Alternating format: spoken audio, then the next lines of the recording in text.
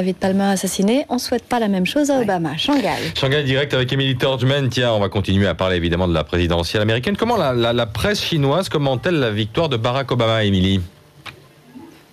Eh bien, le premier président d'origine africaine écrit l'histoire. Voilà, c'est la une du quotidien de la jeunesse d'aujourd'hui. C'est à peu près le message de tous les journaux chinois.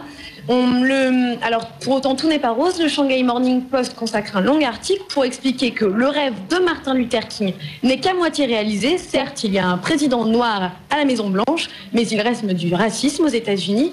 Alors, bien sûr, les félicitations des leaders chinois sont en bonne place. On lit sur presque toutes les premières pages qu'il va falloir renforcer le dialogue et l'échange entre les deux pays.